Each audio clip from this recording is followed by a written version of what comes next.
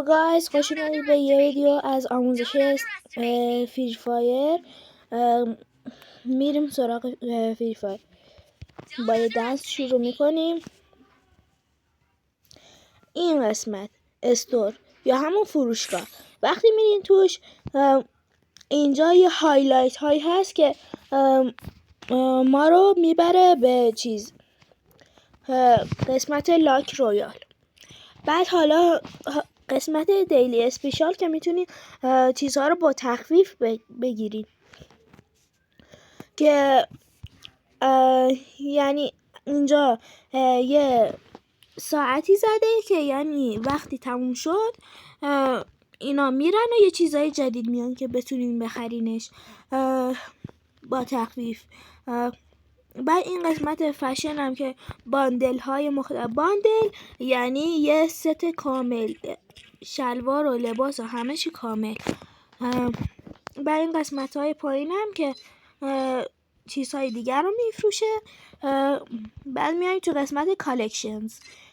کالکشن یه کاراکترهایی هستن که یه قدرت‌های مخصوصی هم دارن. این اسپیشالشه، اورجینالش اینه که تبدیل میشه به بوته، ولی اسپیشالش یا همون خاصش این شکلی میشه و بقیهشون هم اینا هم دنس یا همون رقص که ممکنه مختلف باشه که به جم نیاز داره تا بتونین بخرینش.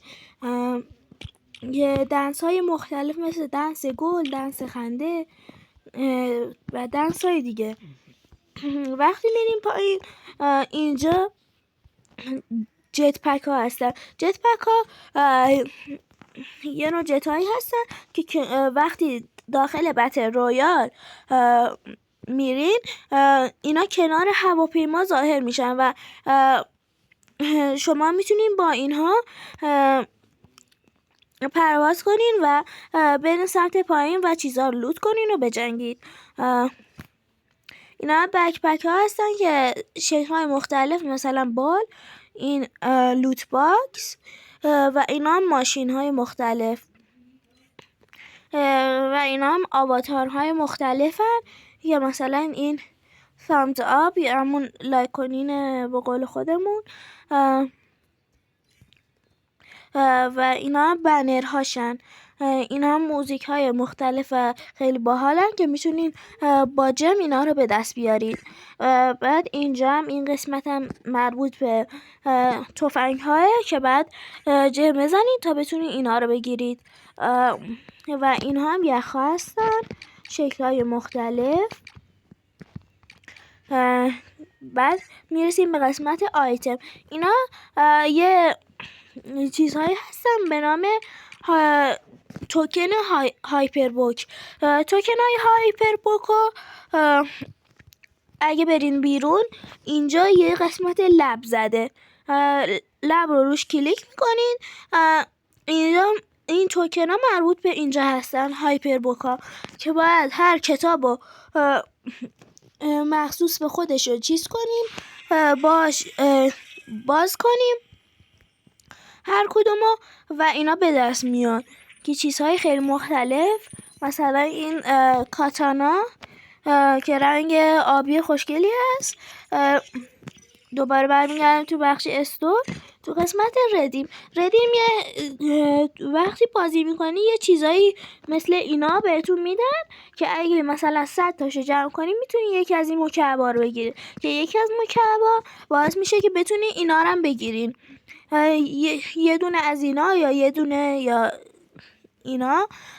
میریم قسمت پایین. قسمت یه علامت فلش قرمز داره، یه جور حالت بازیافت.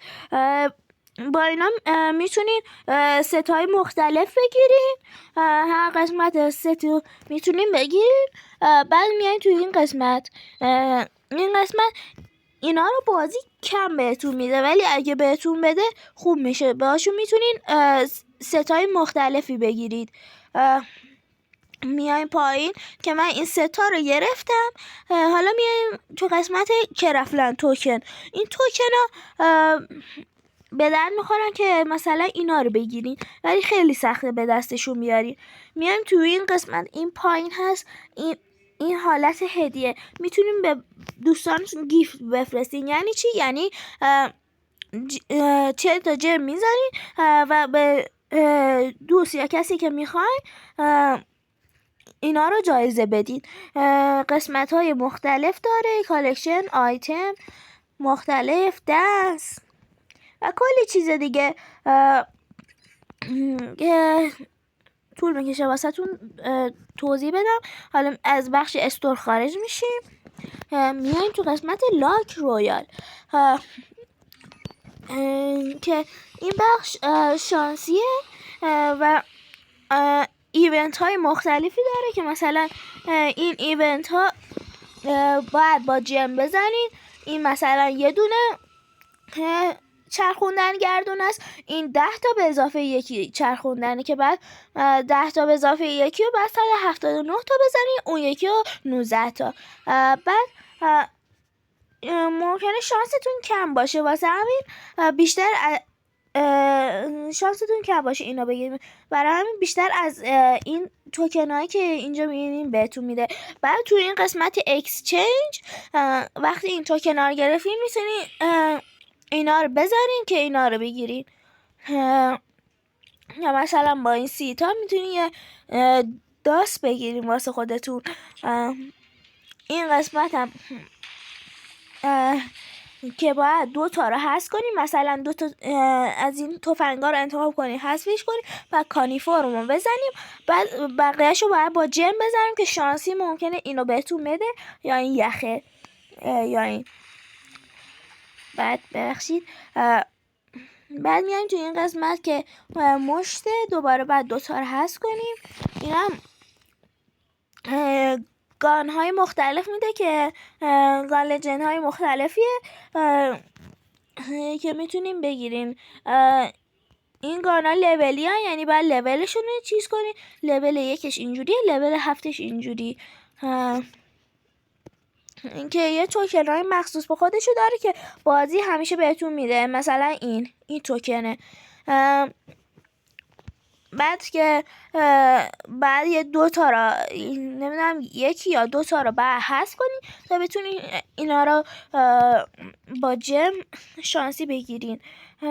این قسمت هم مربوط به یه دنسه که این یه بعضی دنس هستن که میتونین 2 نفره بازی کنین. یعنی چی؟ یعنی دوستتون هم مثلا این شکل رو نگاه کنین، زیر شطور قرار دارن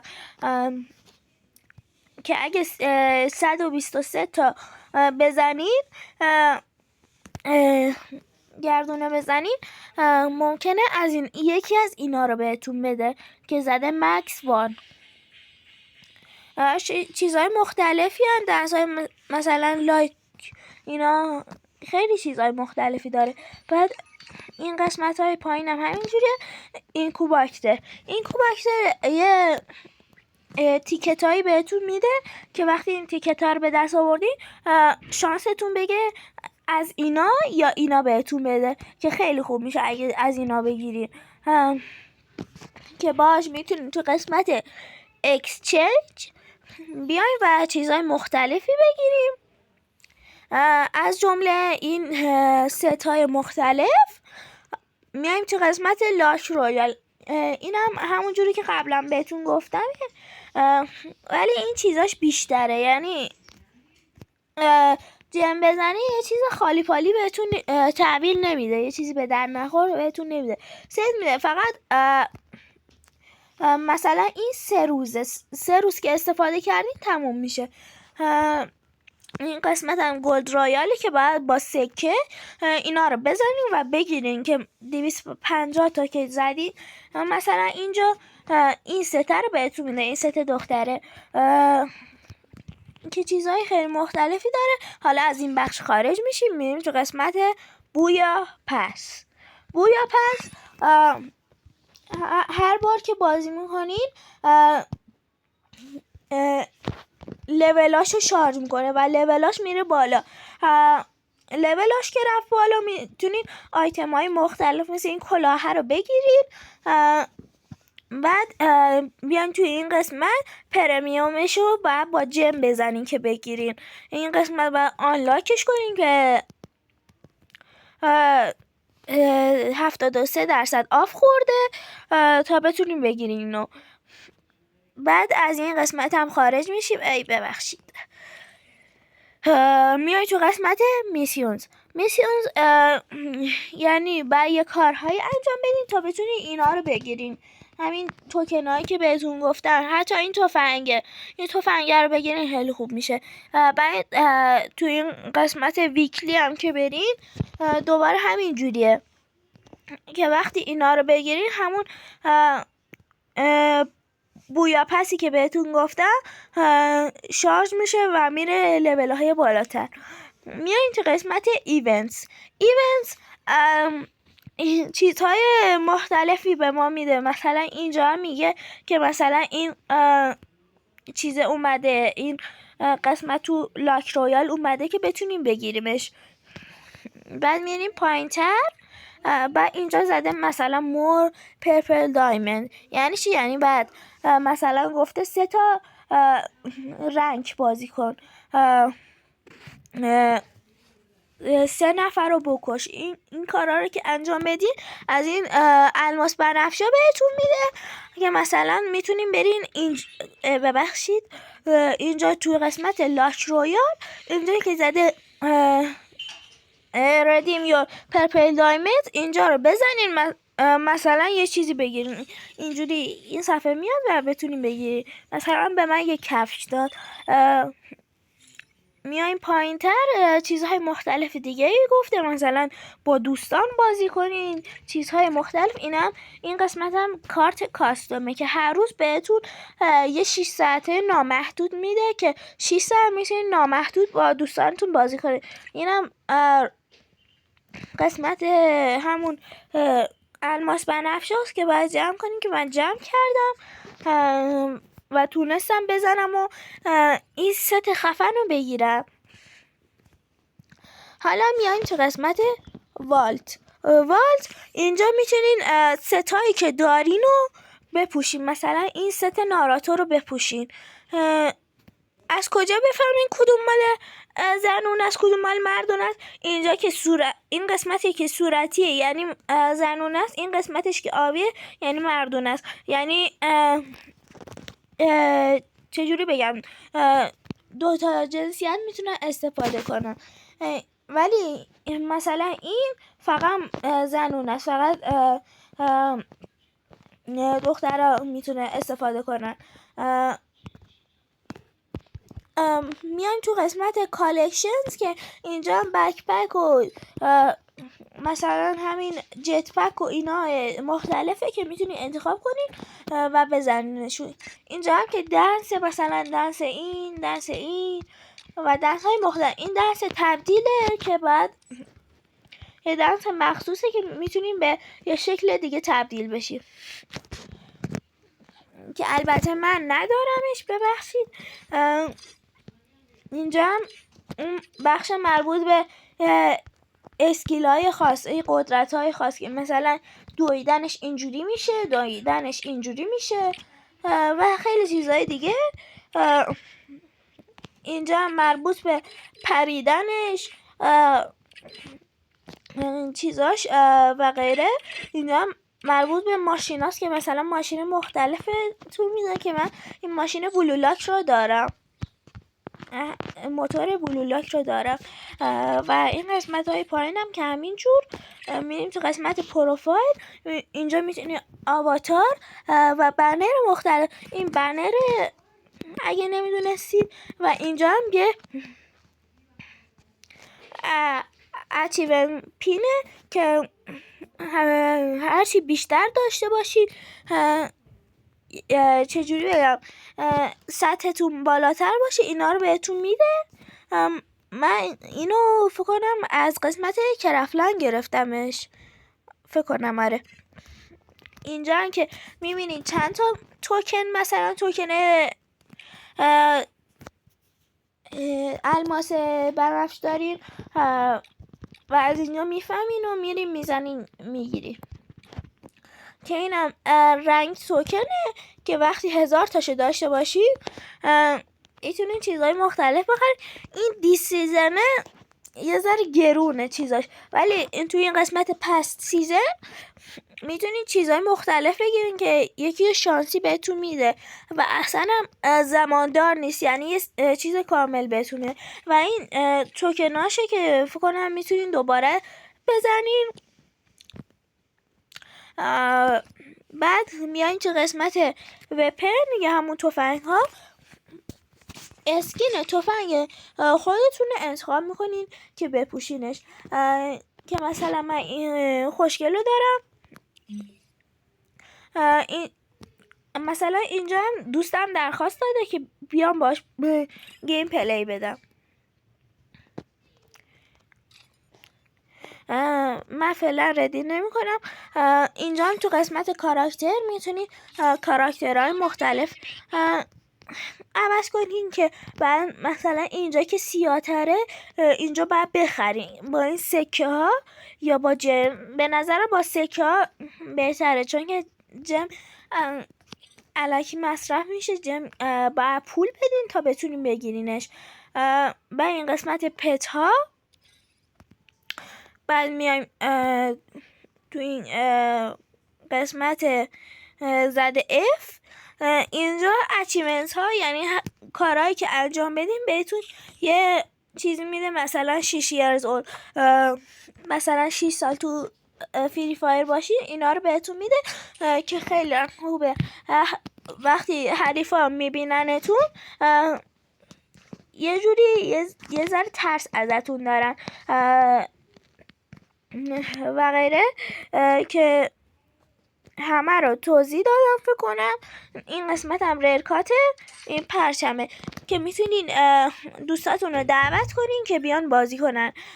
بعد این قسمت هم که چته که میتونین با دوستانتون چت کنین. بعد این قسمت هم مربوط به گیفته که دوستاتون میتونین جایزه بدین و غیره.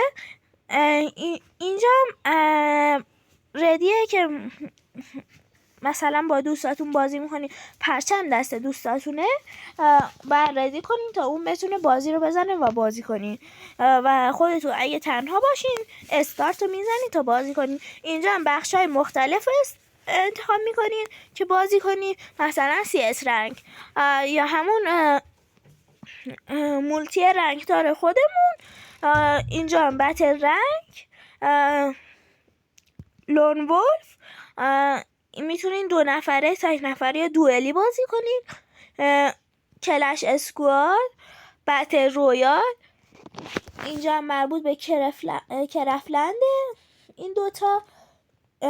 این هم که همینجوری یه بخش بعضی وقتا میاد که مثلا دو اکتیو اسکیل، یه جور ایونت خاصه که مثلا میتونی با دو تا قدرت کاراکتر بازی کنی. حالا این قسمت که کرفلنده، این قسمت پایین که زده کرفلند و این قسمت هم ترینینگ، این قسمت سوشیال ایسلنده، کاستوم و غیره. کاستوم هم که بعد جوین بشین کد چیزو بزنین که وارد اون اتاق اون چیز بشین که بتونین با دوستاتون بازی کنین و غیره. که مثلا من الان اینجا 5 کارت کاستوم دارم. این بخش مربوط به فرنداز که میتونین فرندازتون چیز کنین تا بتونین بازی کنین. این قسمت هم که مربوط به چند نفره باشه، مثلا 1 نفره یا چند نفره.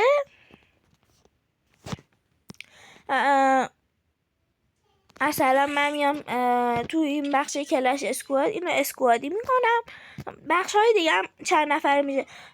میاد توی قسمت فرندا یه چیزی اینجا هست جستجوی همون تیم میتونین تیم کد دوستاتون رو پیدا کنین، سرچش کنین که وارد اونجا بشین بدون اینکه اد فرند کنین و بازی کنین.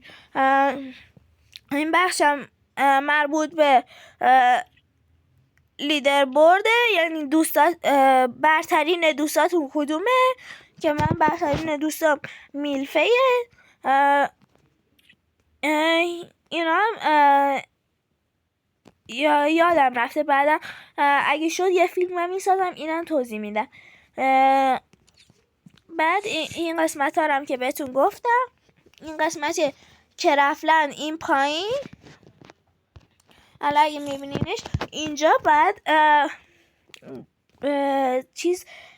چیز کنین که بتونین بیاین بازی کنین. هر بخش انتخاب میکنین که با کاستوم یه ذره فرق داره، یعنی یه حالتهای خاصی داره. مثلا این گلوبال چالش با یخ بی‌نهایت میتونین بزنین. بعد تو این قسمت ترینینگ یا تمرینی میتونین بازی کنین. سوشیال آیلند میتونین برین دوستاتون رو پیدا کنین، اونجا چند نفر هستن مثلا اد فرندشون میدین، بازی میکنین، میرین گیم های مختلف. حالا اگه بیاین تو این بخش تمرینی، یه لحظه من پلی بدم قسمت تمرینی رو. اینجا وقتی میان تو قسمت تمرینی، اون قسمت اگه یادتون باشه من اول بازی تو لابی من یه چیزی دستم بود، الان همون که دستم بود میاد اینجا. از اینجا میتونین تفنگ بخرین، برین اینجا بزنین و بفهمین سطحتون در چه حده. بعد بیاین توی این قسمت جنگ که میرین اینجا. اگه من برم اینجا بخش آلت تمرینی جنگ که اینجوری میتونین بزنین و بکشین و غیره. از این قسمت خارج میشیم، برمیگردیم به همینجا. این قسمت که نارنجک زده مربوط به تمرین نارنجک پرت کردنه، این مربوط به یخ پرت کردنه و غیره. اینجا هم که خشاباتون رو اوکی میکنین، خشابتون چی باشه، خفه کنتون چی باشه. این قسمت هم که اینجا علامت فروشگاه داره، اینجا میتونین کیفتون رو انتخاب کنین. کیفتون وقتی لول 3 باشه یعنی جاش بیشتره، و چیزهای مختلف مثل قارچ که قارچ رو وقتی داشته باشید، وقتی جونتون کم باشه قارچه میاد جا جونتون، یعنی جونتون رو زیاد میکنه خودشو کم. یه جور حالت غذا مانند داره. اینجا هم کمک های اولیه است که میتونی جونتون رو پر کنین. اینم که مربوط به قایم شدنه که مثلا میتونی اینو بپوشین که مثلا تبدیل به چیز بشین و قایم بشین. این قسمت که هیچی، میریم این قسمت بالا اینو ضرر میزنیم و اینجا مربوط به اسکیل های مختلف، چیزهای مختلفه. مثلا یکیشو میگیریم، اینجا مثلا یه اسکیل یک بار مصرفه، اینجا مثلا یه دونه این جون اضافه کردن رو میزنیم و بازی میدیم. وقتی تو حالت جنگ بیشتر به کار میره، اینجا الکی مثلا برای خوشگلی به کار میره. حالا این از این قسمت هم خارج میشیم.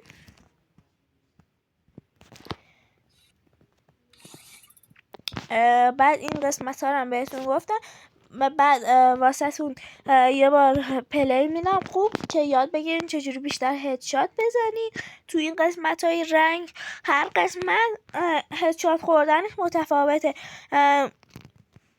مثلا اینجا باید خیلی تیر رو به سمت بالا بگیرین تا هدشات بخوره، اینجا کم علامت تیر رو بالا بگیرین، فرق داره. یه لحظه برمیگردیم به همون قسمت تمرینی.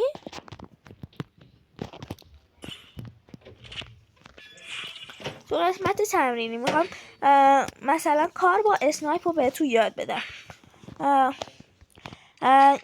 2 تا اسنایپ برمیداریم.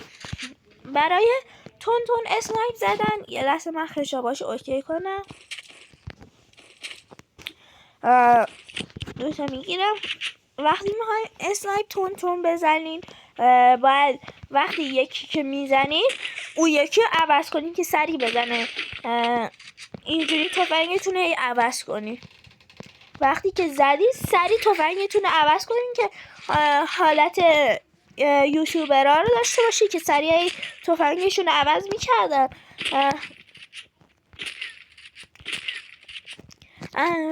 و اینم تمرین اسنایپ.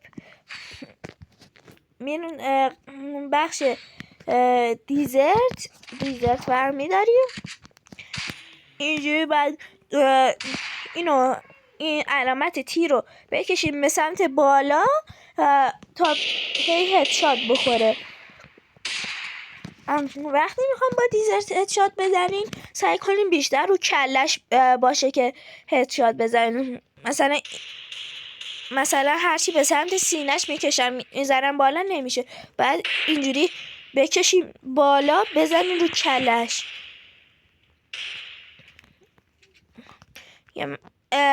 وقتی خیلی دورم هستین سعی کنین بشینین و اینجوری بزنین که قشنگ خوب بخوره به کلش که اینا رو واسهتون توضیح دادم. میریم بخشای دیگه که مثلا اینجا من یه AK47 یا همون کلاش خودمون رو میزنم. اینجا بخش اسکوپ رو میگیرم. اسکوپش میبینین دایره‌ایه. باید یه اسکوپ های مختلفی بگیریم. مثلا این 2 اسکوپ همون اسکوپی که همین الان زدیم الان 4 اسکوپ میگیریم. قیافش همچین شکلی میشه که این شکلی میزنیم. بعد میایم اینجا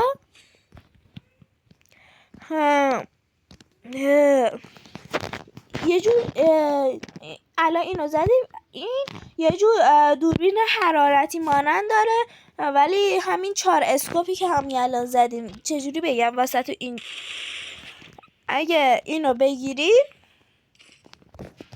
یه لحظه.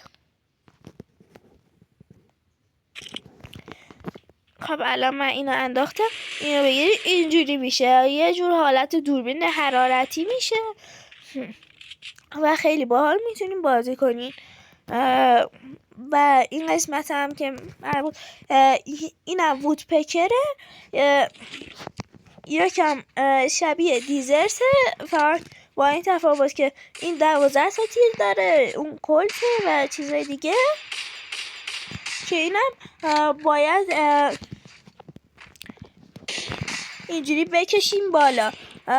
دیگه مثل دیزل نیست که یه سر بر رو کلش نشونه بگیریم. میتونین رو سینم بکشیم بالا تا هد بزنه.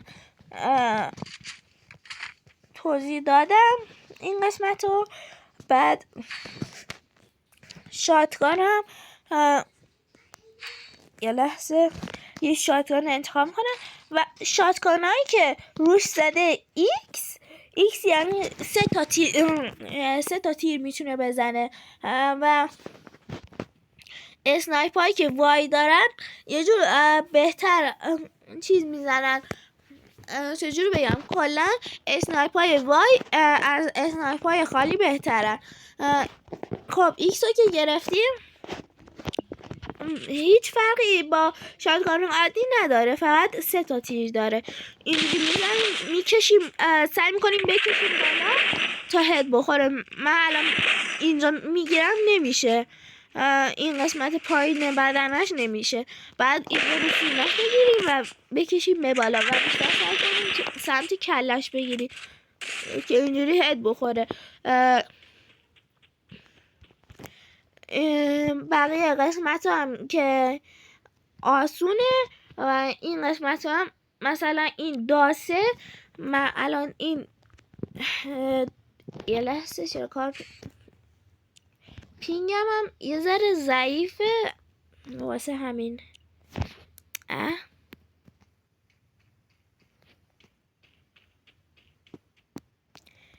پینگم یه ذره ضعیف شده. پینگو از کجا بفهم؟ این علامت هست وقتی زرد بشه پینگتون ضعیف میشه و نمیتونین خوب با دشمن بازی کنین.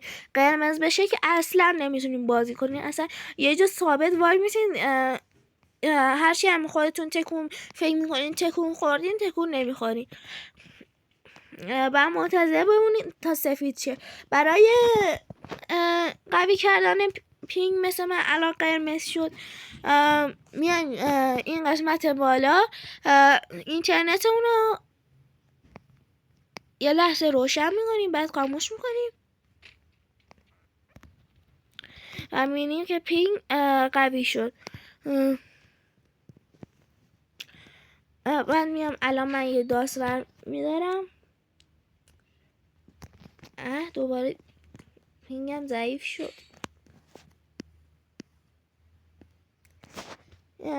پینگ ضعیف شدن مربوط به نت ایرانه دیگه. من یه بار دیگه خاموشی روشنش کنم.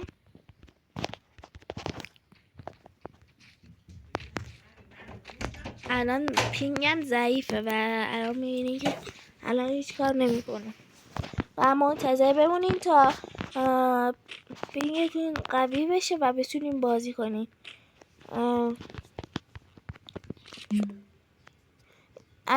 این قسمت تمرینی که بیاین همینجوری درخواستا واسه تون میان و میتونین وقتی درخواست میان قبول کنین و بزنین سری بیرون تا دوستتون نپره و بتونین بازی کنین باش.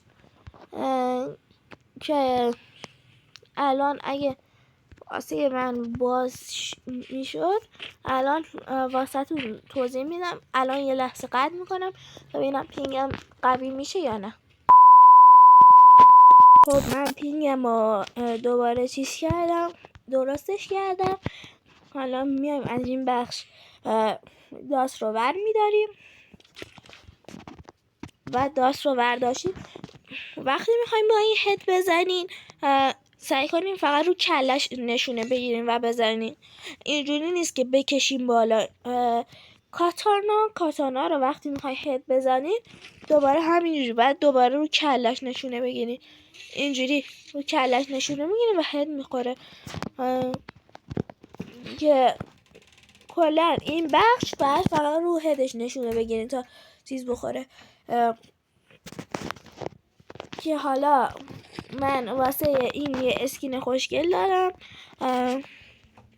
حالا اگه از این بخش خارج بشیم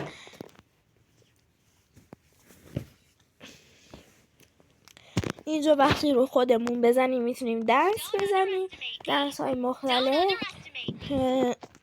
انتخاب کنیم و بزنیم. این قسمت این پته اینجا هست که یه پرچم داره، وقتی رو بزنی درخواست دوستی هایی که فرنداتون بهتون دادن میاد اینجا.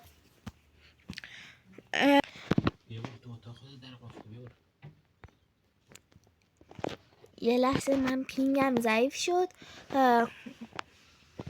این قسمت رمضان میتونین با دیلی تسک ها چیزا رو بگیم، مثلا 1 بار رنگ بازی کنین، 3 بار رنگ، 5 بار رنگ، 4 نفر داخل رنگ بکشین و یا 2500 تا دمیج به دشمن. دمیج همون ضربه به دشمن میشه گفت 2500 تا دمیج، یعنی بیشتر هد بخوره به دشمن بزنیم. که اینجا گفته مثلا افطار بیان تو بازی، سحر بیان تو بازی بهتون میده چیزای مختلف که این وقتی پر بشه برسه به این جعبه ها چیزای مختلف مثل این گل پشتیه که یه شکل خاصی داره میتونی اینو بگیریم و این آهنگ رمضان که 30 روزه‌ای الان اینجا زده مثلا 47 تا 50 تا پر شه. وقتی 50 تا پر شد بعد بزنین تا بتونین این جعبه ها رو پر کنین. و 3 بار که بزنین یه جعبه میره بالا که فکر کنم الان این بخش مونده. فقط فکر کنم میایم تو این بخش پروفایلتون، اینجا میتونید انتخاب کنید چیا تو این قسمت پروفایلتون باشه.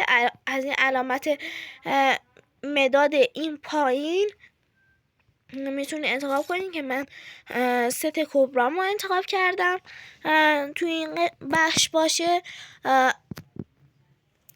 چیزهای دیگه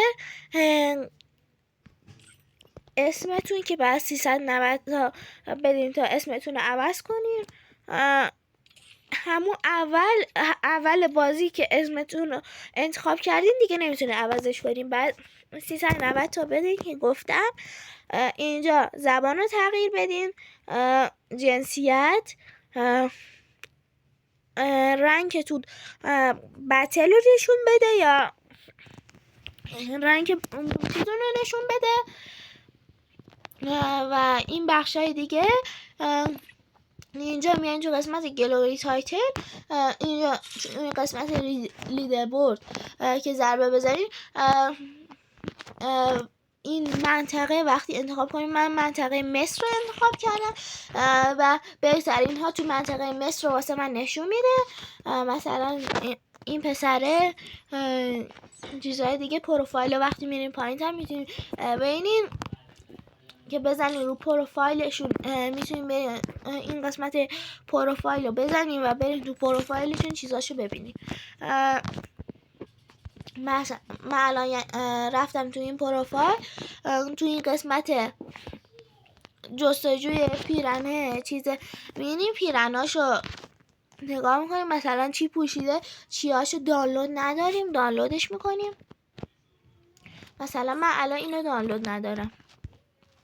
برای این کار باید فیلتر شکن رو روشن کنیم و نصبش کنیم لباساشو تا لباسای بیشتر داشته باشه. و مثلا یه رفیق پرو داریم لباساشو نمیتونیم ببینیم چقدر پروه و برای همین میتونیم چیز کنیم. این قسمت هم ویش لیسته که وقتی وارد میشی یا همون ویش لیست یه اسم دیگه هم داشت، لیست آرزوها. وقتی چیز قلب یه قلب بذارین واسه چیزایی که دارین، مثلا بقیه دارن یه قلب بذارین میاد تو قسمت ویش لیستتون. مثلا اینجا یه دنس ورود به اسکواد داره که این ویش لیسته دارش. مثلا این دنس بلولاک که یه توپو شوت میکنه، چیزای دیگه. بعد یه لحظه دوباره توی این قسمت وپن میتونین تفنگایی که بیشتر حریفتون، اون کسی که دارین نگاش میکنین بیشتر با کدوما داره پلی میده رو بسنجین ببینین با کدوما بیشتر پلی میده. این قسمت CS که وارد میشین همون مولتی رو نشون میده، اون قسمت بتل رو داشت نشون میداد. اینجا رول یعنی چقدر بیشتر با کدوما پلی میده. این دوستمون بیشتر با اسنایپ پلی میده، با تفنگ های راشن هم خیلی پلی میده. ولی این قسمت ساپورت یا همون نجات دادن فرنداشو کمتر انجام میده. و چیزهای دیگه مثلا این بمبره، اینم ریفایلره که این قسمت بتل رنگشو نشون میده. حالا اگه بیایم از این قسمت اینجا مولتیشو نشون میده که مثلا مولتیش فرق داره با چیزش. از این قسمت خارج میشیم که اینا رو هم گفتن. این قسمت رو وقتی انتخاب کنیم مثلا تو تفنگا میاد، تو تفنگا مثلا یه تفنگا انتخاب میکنیم، یعنی تو تفنگا چی بهتر از همه. مثلا این رفیقمون تو کلاش خیلی بهترینه، نفر یکمه تو منطقه مصر.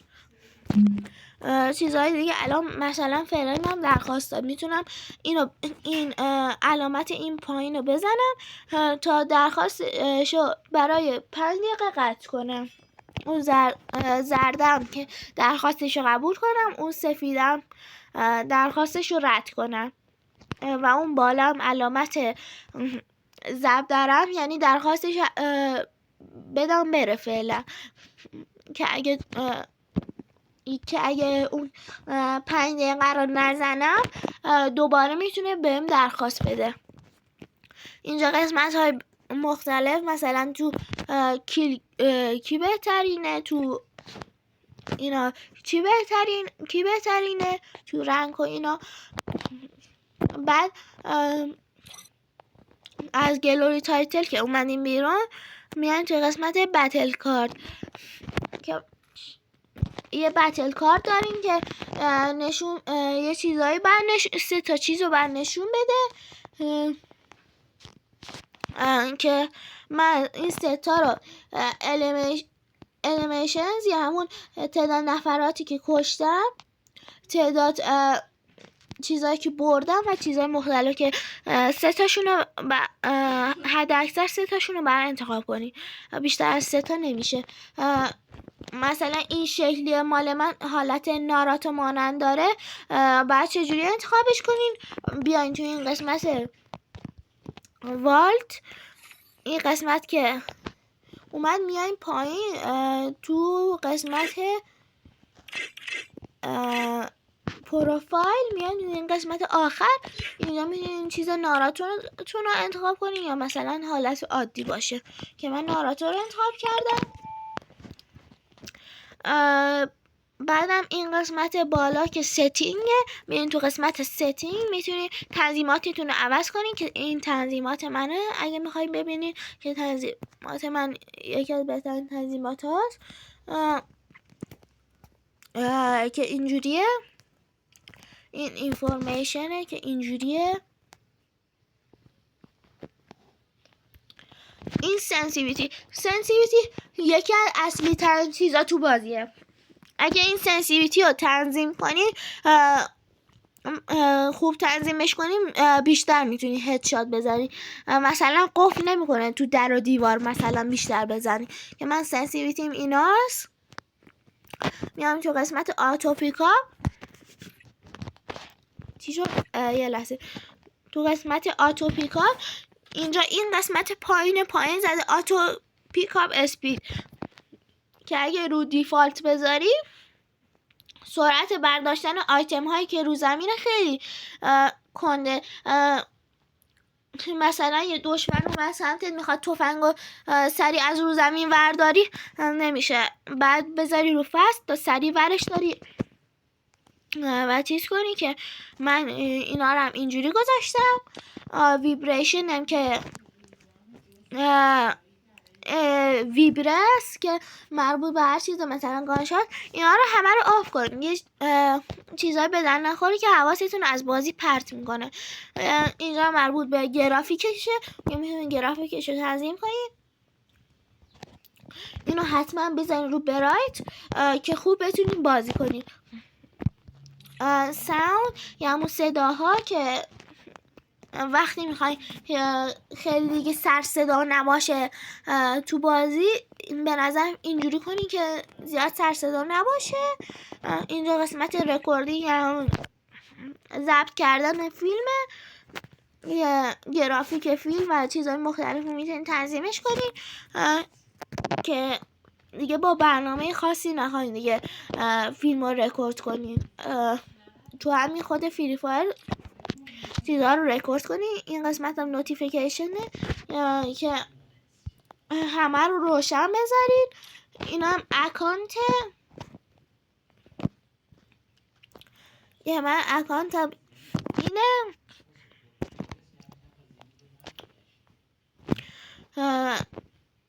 و اینجا حتما وقتی یه سنسی رو چیز میکنید حتما بیاین تو این قسمت دانلود و آپلود رو بزنید که قشنگ سنستون بیفته و اشتباهی چیز نشه.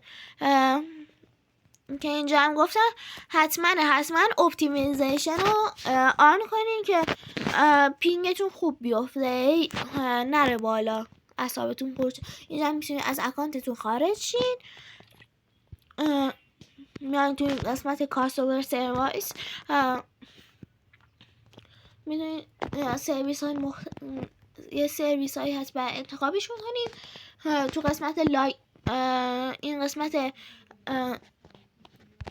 قسمت لاگین هیستوری میتونید انتخاب کنید که چیزتون با چی باشه. وقتی مثلا اکانتتون رو به دوستتون بدید، حتما باید اکانتتون جیمیل باشه که اکانت من جیمیله. اینجا آدر لاگین رو میزنین که مثلا با فیسبوک وارد چین، با توییتر، با چیزهای دیگه، با پلتفرم های دیگه وارد چین. و ریکاویر ایمیل هم حتما بزنین که یه رمزی هست که دوستاتون یه سر حرستون ندن، مثلا اکانتتو تبر میکنم و اینا بزنین که یه رمزه، بعد بزنین تا اکانتتون رو رمز گذاری کنین. از این قسمت ستینگ خارج میشیم. اینجا قسمت پاکت نامه است که وقتی وارشیم مثلا اینجا ریپورت فیدبک که مثلا اینجا گفت اگه هی سر از بازی بزنی بیرون، وسط بازی بزنی بیرون، اینجوری یه نمره انضباطی اینجا تو قسمت پروفایل اینجا میایم پایین، این قسمت هانر اسکور یا همون نمره انضباطمون اگه زیر 90 باشه خیلی واسهتون بد اومد. حالا یه بار از بازی زدم بیرون و واسم خیلی بد شد. الانم دارم با کلش اسکواد، لون ولف و بتل رویال بدون رنگ بازی میکنم که این بره بالا. اینجا زده چه چیزایی نمیتونی بازی کنی، مثلا زده واسه من بتل رنگ چند نفره نمیتونی بازی کنی، فقط تک نفره و چیزهای دیگه. زنی میرون میاییم تو قسمت گیلد یا همون چجوری بگم، یه گروهی از گروه های مختلفی از میتونی اوشی که وقتی گیلد رو چیز کنی هرچی لولت بالاتر بره، لول گیلدت بالاتر بره، یه توکنایی هست بهت میده که این توکن ها وقتی چیز کنی میتونی تو قسمت گیلد استور چیزهای مختلف خرید. مثلا این یه یخه که مثلا این چیزه که مثلا زماندارش هست، ممکنه زماندار بهت بده. اینجا مثلا زده گیلد لول 6، یعنی گیلدت باید لول 6 باشه. از کجا بفهمیم گیلد لول چنده؟ این پای زده مثلا گیلد من لول وانه، لول 1. اینجا زده که مثلا میخوای کیا رو عضو گیلدت کنی و یکی رو دعوت کنی. مثلا من این دوستم رو دعوت میکنم و این قسمت های پایین و این قسمت هم گیلد باره که میتونید با گیلدتون بریم به جنگ. مثلا اینجا زده هنوز یه ذره دیگه مونده تا برسید به قسمت گیلد، تا لحظه گیلد بار که بری به جنگی و چیزهای دیگه، رقابت و چیزهای دیگه. اشتباهی خود یه لحظه اینجا هم که توضیح دادم. این قسمت فرندا مونده که از فرند میتونین آیدی فرندتون رو سرچ کنین و بهش درخواست بدین تا فرندتون بشه. وقتی فرندتون که درخواست بهش دادین میاد تو این قسمت اپلیکیشن این پایین و اینجا بعد اسمتون که دید باید بزنین روی این اوکیه تا فرندتون بیاد واسهتون. میزنم بیرون. دیامونیک 2 یه جور حالت ازدواج مانندی داره که یه جوری بگم ولش کن اصلا. این قسمت که یه چیزی بود اسمش یادم رفت، ببخشید. این قسمت هم حتی میتونید از رو اسم آدما اونا رو سرچ کنید و اد فرند بدید، ولی این قسمت فقط میتونید با آیدی اونا رو اد فرند بدید یه هر چیز فرق داره. مثلا دوستاتون میتونین بلک لیست کنین که میاد تو این لیست سیاه، نه دیگه باهاتون میتونه چت کنه، نه میتونه باهاتون بازی کنه. مثلا این قسمت ها این لیست فرندای منه. میای و پایین تر اینجا زده اولد ورژن. رفت یه لحظه اینجا نه پایین اینجا زده اولد ورژن، یعنی ورژنش قدیمیه. میخواین دوستاتون رو حذف کنین، میایم رو قسمت پروفایل ضربه میزنین، منتظر میمونی. اینجا یه قسمت میان دیلیت فرند، این دیلیت فرند رو میزنین و دوستشون واسه همیشه پاک میشه. بعضی وقتا ممکنه به بازی برگرده که اینجا زده فرند ریترن که اونو وقتی اوکی کنی فرندتون برمیگرده.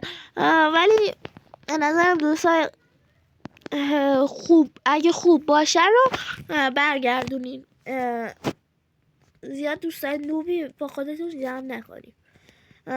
خب همه چیز رو براتون توضیح دادم.